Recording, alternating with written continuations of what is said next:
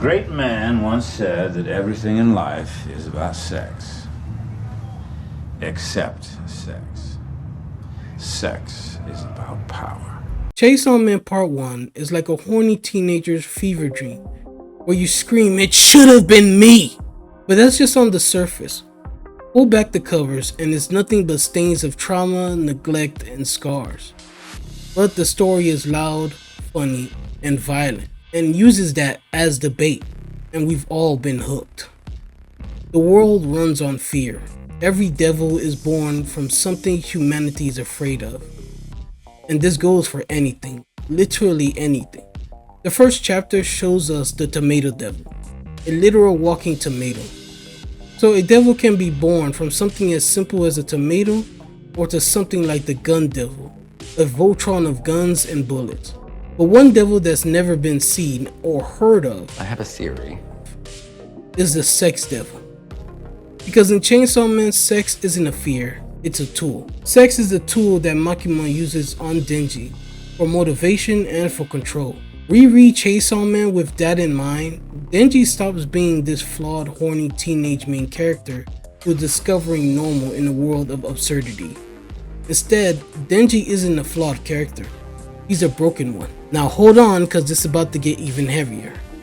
A Twitter user by the name of @ALazyAngel or Country Mouse made a thread about looking at the Angel Devil story through the lens of a survivor.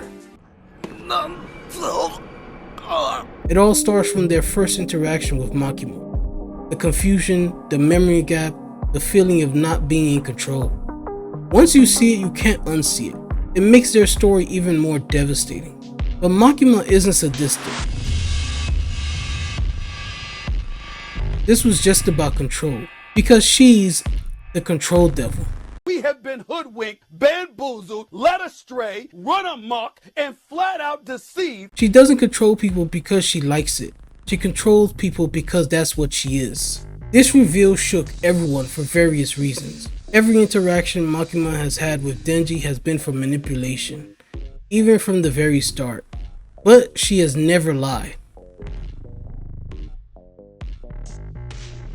Well, at least not directly. And that we know very little about devils. So far in the series, they've been literal manifestations of fear, from the forms they take or the powers they show. From power, the blood devil turning blood into any weapon, or the gun devil showing exactly the fear they are born from. This has been the standard, but Makima broke the rules. Her power isn't something simple like mind control.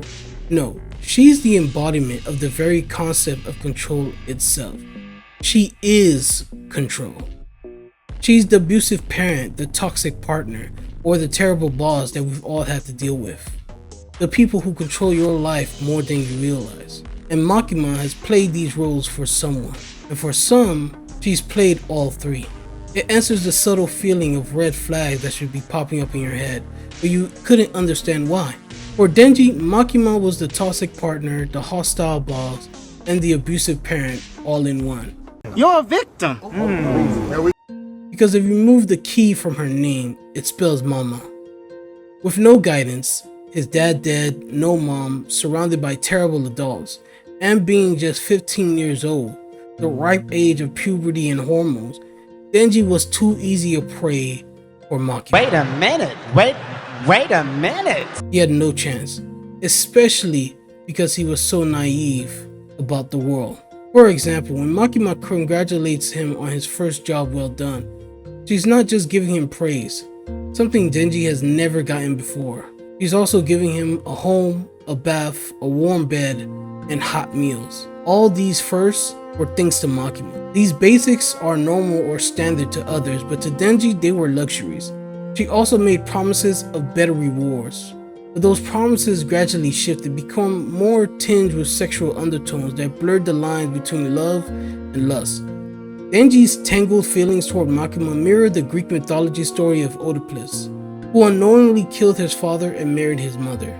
Based on this, Sigmund Freud coined the term Oedipus complex, which describes a child's sexual feelings towards their parents. The sickness of the highest order. It's not about the story itself, but the underlying idea of confusing love, desire, and authority figures that Denji embodies in his relationship with Makima. With this framing, Chainsaw Man becomes completely different. It turns into a story where the victim realizes what happened to them only after the fact, trying to make sense of it or trying to deny it. Just like real trauma. All those moments with Makima we thought were special were all calculated, all for control.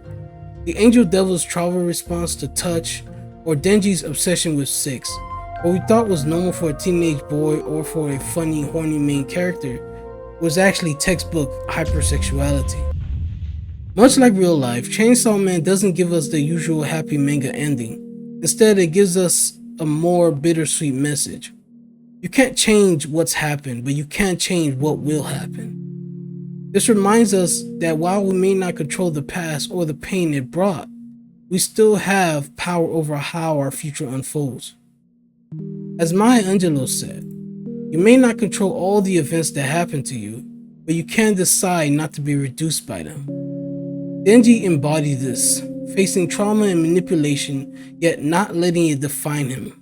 Denji and Nayuta, Makima's reincarnation, the one who hurts and the one who's been hurt, both find the family they wanted and desperately needed. Together they begin healing old wounds and moving past the trauma. When you think about the ending and their meeting, it's almost like a victim facing their predator. But Denji works through his trauma, trying his best not to repeat the same cycle. The world is already full of devils. We shouldn't add to it. Chainsaw Man isn't just a crazy fantasy. It's a real story about abuse, trauma, and healing. Fujimoto's storytelling is on another level. The story isn't just about the devils you see, but the devils you don't.